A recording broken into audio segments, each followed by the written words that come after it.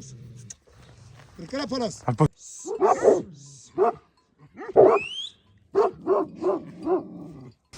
Cemal amca kurt nasıl saldırdı, sen öyle bağırıyordun. Gene kurdu vuramadın Cemal amca. Ya öyle kıravı düşmüştüm, kayıyordum da. Bugünkü yemeğimiz böyle. Patatesli tavuk kan. Limonsuz çok var molakta. Ne tane pul biberi bile.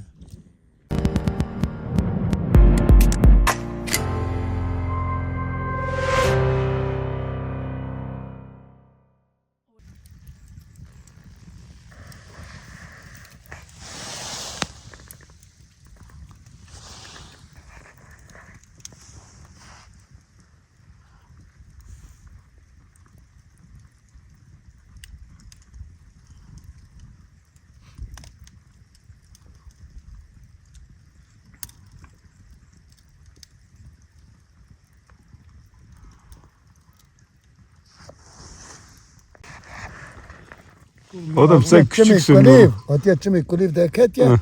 Kuno kuliv jge boş. Adam sen küçüksün. Normalde gecede çok rahat yatmalısın. Yok ya o yatmayı bilmiyor. Keçenin ön kısmına geliyor, arka kısmına boştur. Soğuktur, soğuk. Ya bugün buradan çıkalım he. Artık dağlar inanılmaz soğuk ya. Bu gece -10 vardır, çok rahat. Yerler bembeyaz olmuş.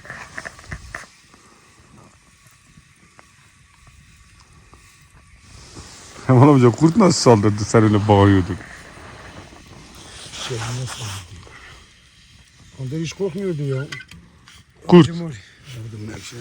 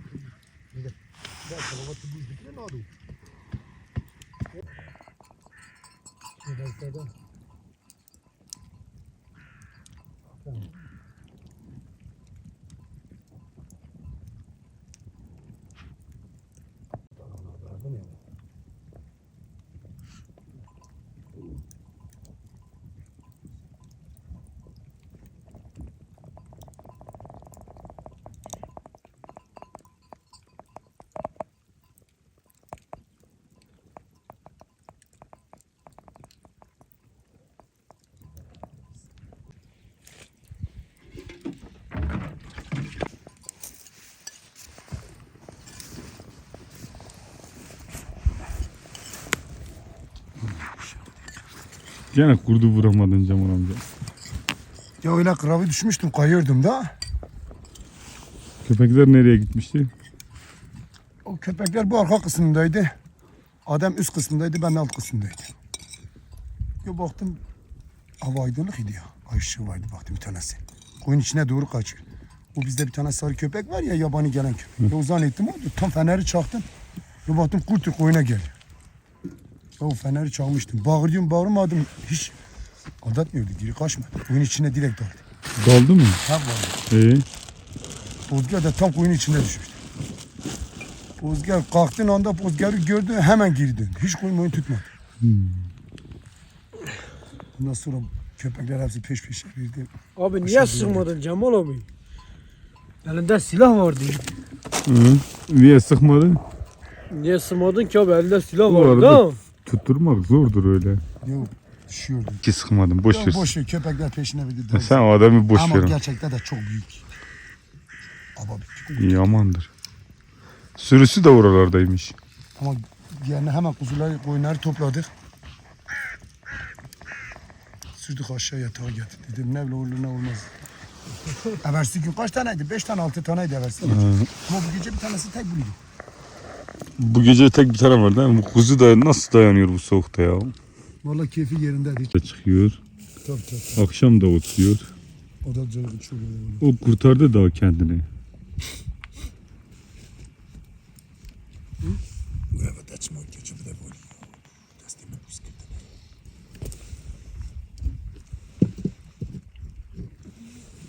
Dövmen sarma. Orası anne.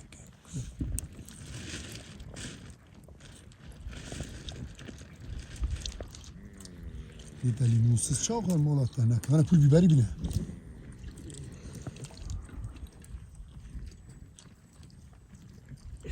Adı pul biberi, limonu, davara. Reyhan ne korkuyor?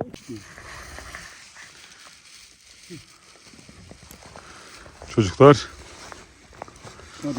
Hadi.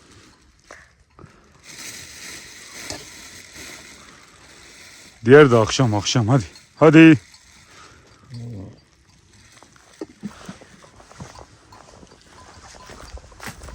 Hadi ne yapıyoruz?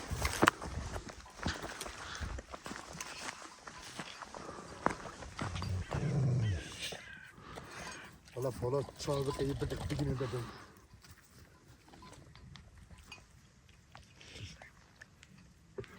Kaşı. Nereye yaptın?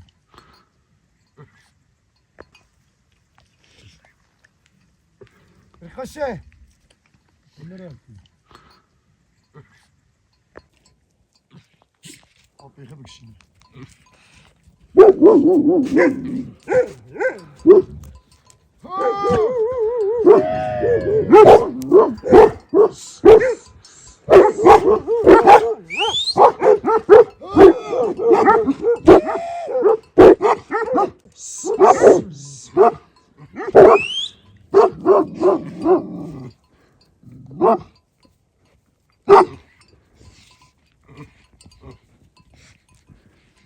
Ya biz diyoruz kurt niye kaçıyor?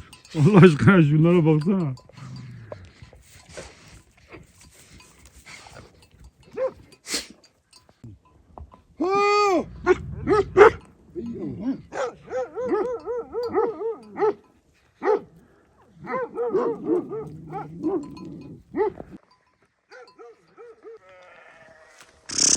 Şu da da da da da da da da da da da.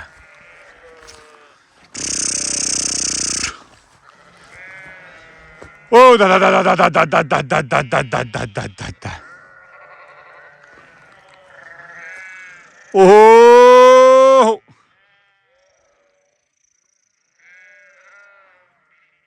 Oyuna bugün tuz verelim. Ardından arkadaşlar bu güzel dağları terk edeceğiz.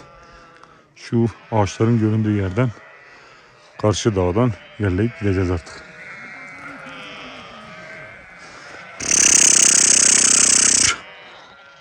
Hadi.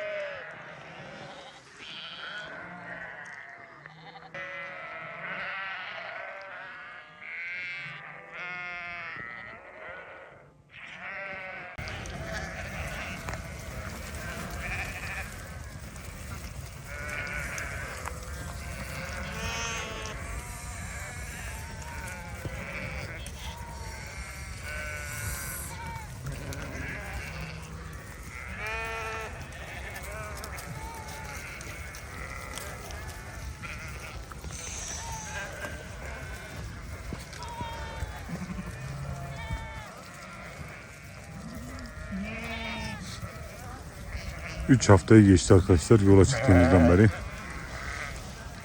Koyunların durumu daha iyi görünüyor.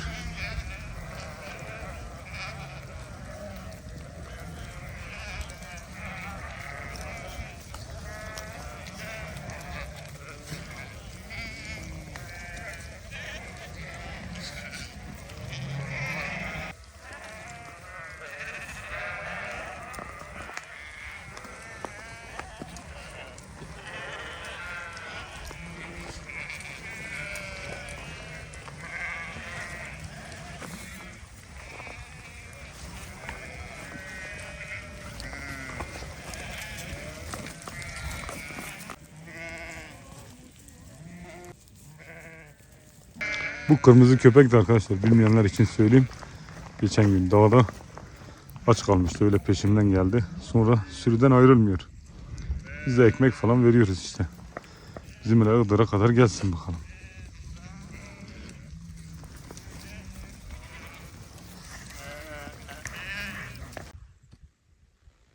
Buralarda arkadaşlar video yüklerken en çektiğim sıkıntı birincisi şarj, ikincisi şebeke sorunu. Zaten her şeyi mobil cihazımla hallediyorum. İşte çekimleri olsun, yüklemeler olsun, dönüştürmeler olsun. Hepsini mobil cihazla hallediyorum.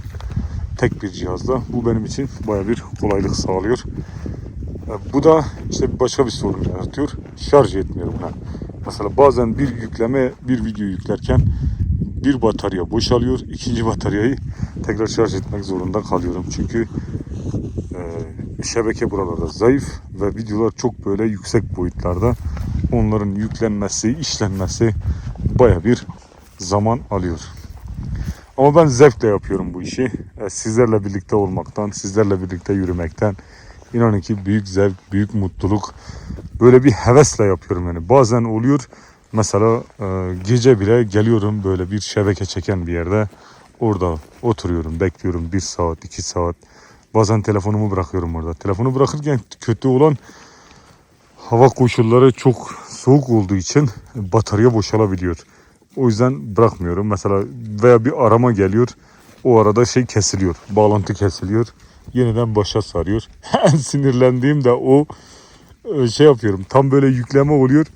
İşte diyelim 2 GB'lık, 3 GB'lık bir parça artık böyle bir %80, %90 yüklenmiş. Tak bir arama geliyor. Ben meşgule atıp WhatsApp'tan dönene kadar tak o yeniden başa sarıyor. Ve bu baya bir insanı şey yapıyor yani böyle bir sinirlendiriyor. Ama her şeye rağmen sizlerle birlikte olmak çok güzel. Sizlerle bunu paylaşmak, bu mücadelemizi paylaşmak, bu dağları paylaşmak, bu doğayı paylaşmak, buraları göstermek ve elbette ki bir çoban için en zor olan sosyal hayatın dışına çıkmaktır. Sosyal medya sayesinde artık bunun da dışında değiliz. Bunun da tam hatta merkezindeyiz diyebiliriz. Hepinize çok teşekkür ediyorum. Bütün zorluklara rağmen yolumuza devam. Arada videolar geç gelirse bilin ki şebeke çekmeyen noktalardayım. Şarjım bitmiş. Yani elimden geldiğince yüklüyorum videoları.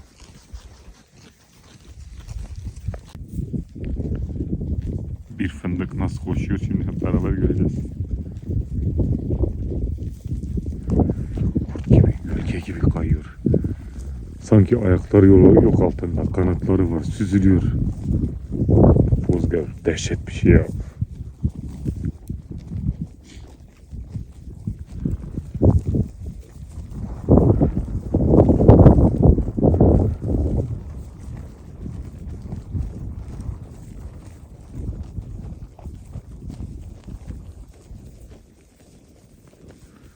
Sarsı Hanım nerede ya? Ben diyorum niye kurt göremiyorum? Bunlar bırakmıyorlar ki kurt görelim. Alanı tarıyorlar. Sürekli bir alan taramasındalar.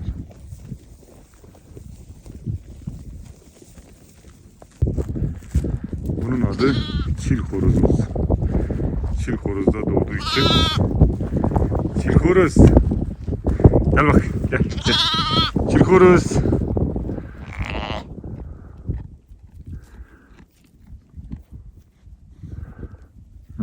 Çil horoz süt emiyor.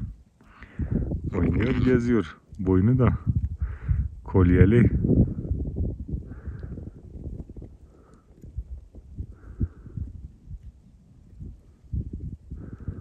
Bunu iki gün sonra göndereceğiz arkadaşlar. Babam o zaman gelecek. O zaman göndereceğiz gitsin. Bizim değil, Serdar abinin, bir komşumuzun. Kendisi gelip götüremedi çünkü arabaların buraya gelip gitmesi kuzunun koyunun fiyatından daha fazla.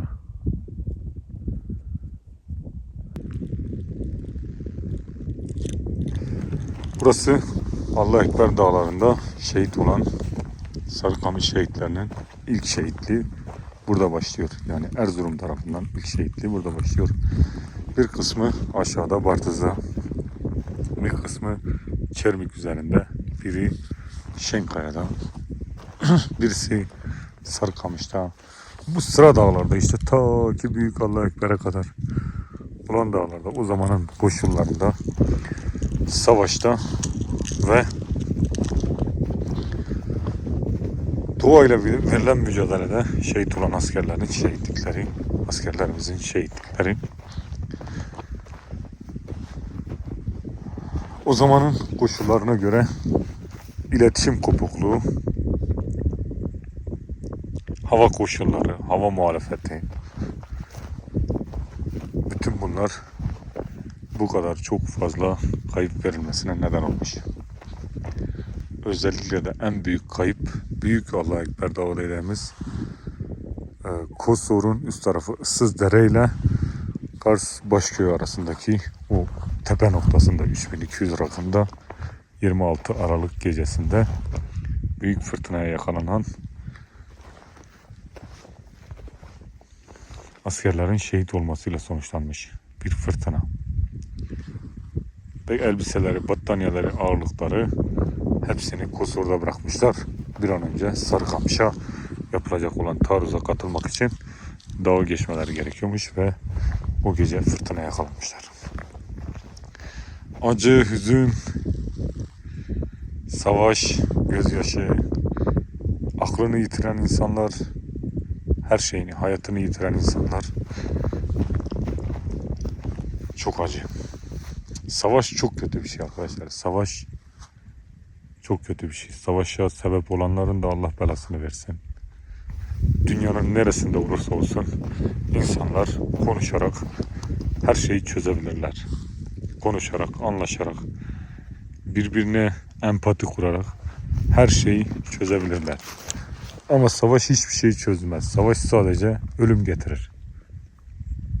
Gencecik hayatların karda donmasına, kurşunla ölmesine, açlıkla, susuzlukla, hastalıklarla, mikropla ölmesine sebep olur.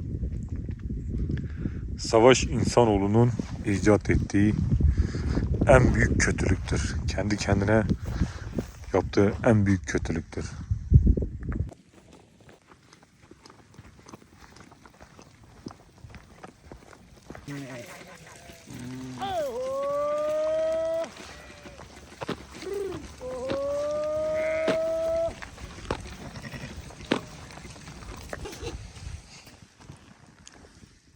Bugünkü yemeğimiz böyle.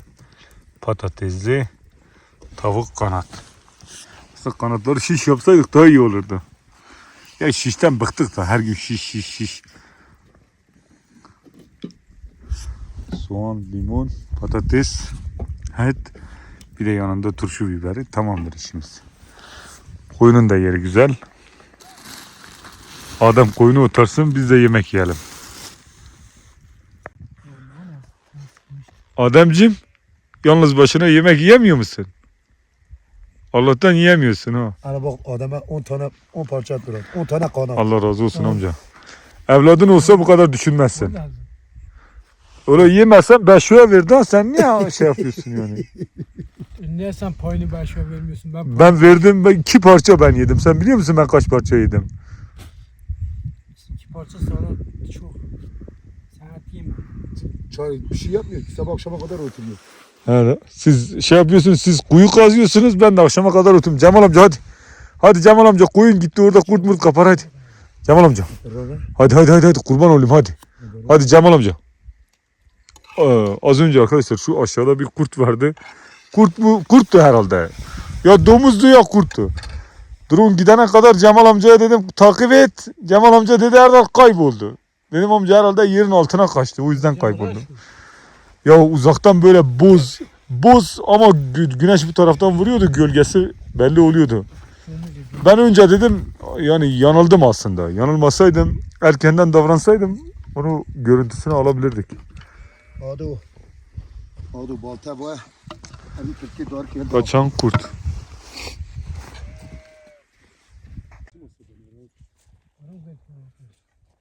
Andar kara bak bugün peşi abi canım fizma tek şey. Bu yayla kesimlerinde kimse olmadığı için demek ki kurt böyle gündüz vakti bile geziyor. Ya da bizi mi takip ediyordu artık tam olarak bilmiyorum. Onu da kurda sormak lazım. Keşfe de çıkıyorlar böyle. Ara sıra keşif yapıyorlar. Bazı sürülerden bazıları seçiliyor öyle. Keşif kurtları olarak. Ama biz kaybettik onu. Bulamadık. Ya bir derede falan saklandı. Küçük bir dereler var orada. Bir şekilde kaybetti izini. Neyse. Zaten gece gelecek. Burası da arkadaşlar Bardız Yaylası. Gölün öbür tarafı Göreşken, öbür taraf Çermik. Ondan sonra Vartanik. Ondan sonra artık Selim'in köyleri başlıyor. Yani burası bir nevi Kars ile Erzurum'un tam böyle sınır. Tam sınır hattındayız.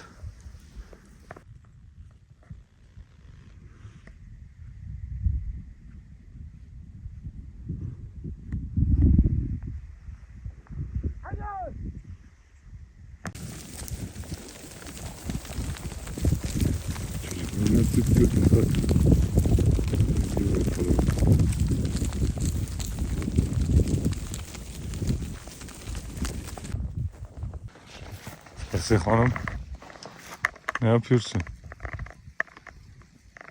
Aydınlatalım biraz. Yıldızları da net görürüz.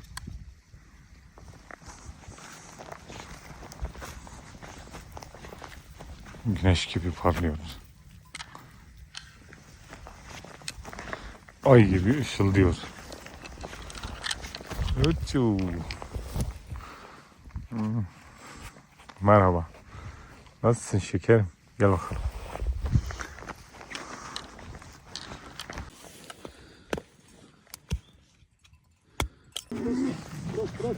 Polas.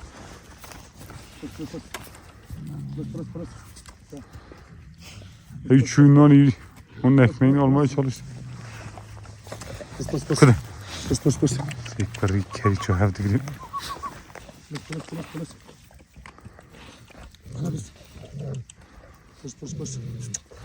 Kırkara palas. Hadi polas. Hadi ulan. Kırkara da. Dur yapacağım dur.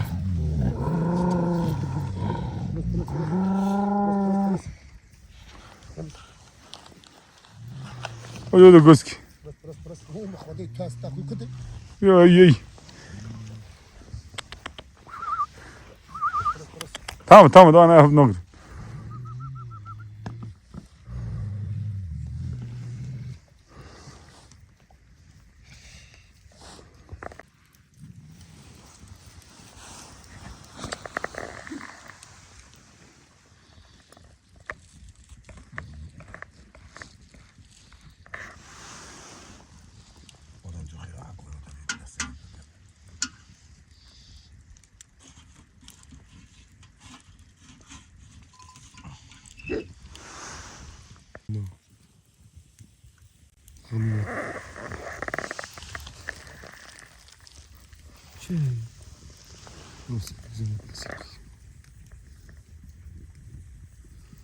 Ya kurt var.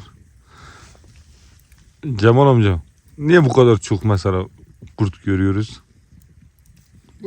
Mecbur göreceğiz. Aslında odaklanıyoruz ona, biliyor musun?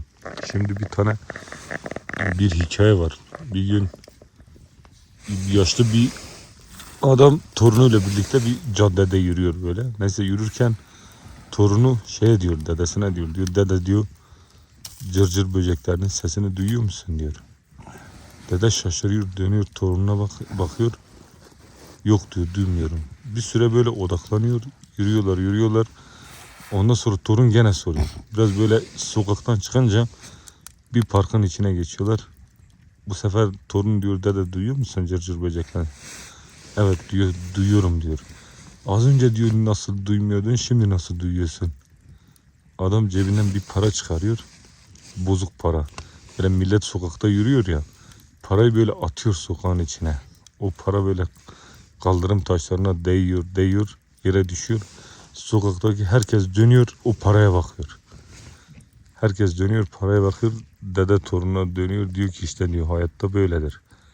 Neye odaklanırsan diyor, onun sesini duyarsan, onu görürsün. Şimdi biz de bu dağda neye odaklanmışız? Kurtlara odaklanmışız. Adam en çok paraya odaklanmış. Koyuna bakınca diyor ki bu koyun kaç para eder? Ne para yapar? Kuzu niye böyle ucuz gitti? Adam yoruydu bu kuzu. Niye büyümüyoruz? Pardon. Niye büyüme göstermiyoruz? Pardon. Adam yoruydu bu kuzu ama vrnik. Ya da kuzu peşine fotu var. Ne? Evlenecek bir şey olmaz. Yaşı daha genç. 28 yaşında daha gencecik yani. 37 olsun sonra. Tabii önce bir sermaye yapsın. Önce kendine bir ev yapsın. Biraz kafası rahatlasın. Ya, göz erken evlendiniz mi siz? Ne Ha, yapıyorsunuz? adam o yarın evlenir. Eşini evde bırakır. Bu dağlarda keçede yatar. Ne anladın bu? Vallahi ne anladın bu evlilikten? Gerçekten bu işi nasıl biliyor musun? Ne halime bilmiyorum. O değil mesela çocuklarınla vakit geçiremiyorsun. Ailenle, Biraz da su bu içine al da- ailenle Aynen. vakit geçiremiyorsun. Yarın adamın çocuğu olacak. Çocuğunun doğum günü olacak. Adam dağda. Olur mu böyle? Dağda kutlayacağız. He.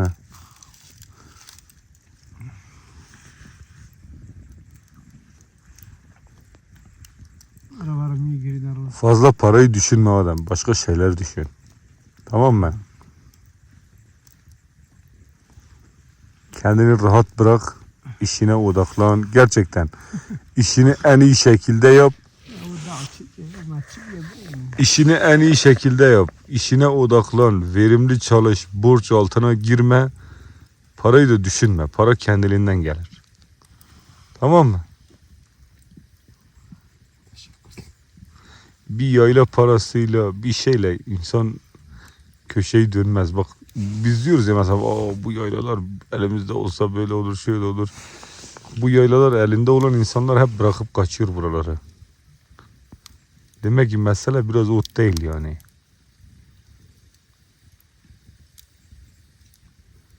Bizim Iğdırlılar da bu koyunculuğu gerçekten yapabiliyorlar Cemal amca.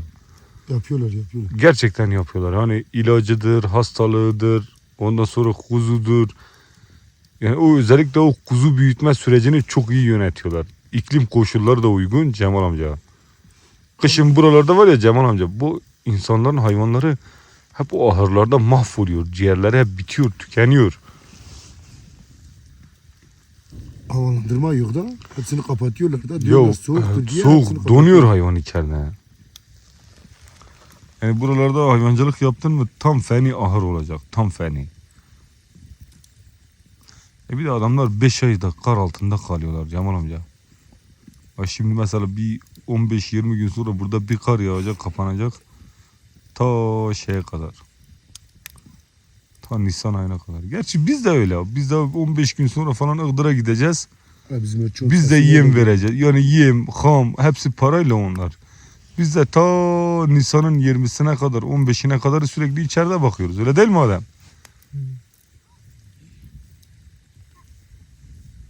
Kurt var. O tek kurt var ya.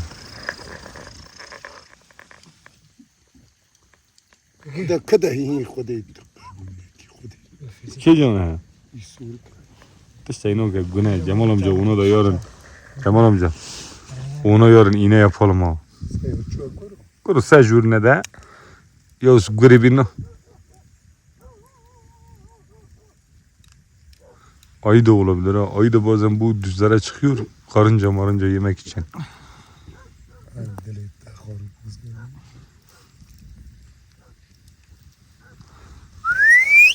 Çıkmasa sonra. Yarın o Cemal amca. Yarın o köpeğe bir iğne yapalım. Çok günah ya. Ben tutarım. Ben tutarım sen iğneyi yap tamam mı? Ben onu düşündüm bu akşam çok.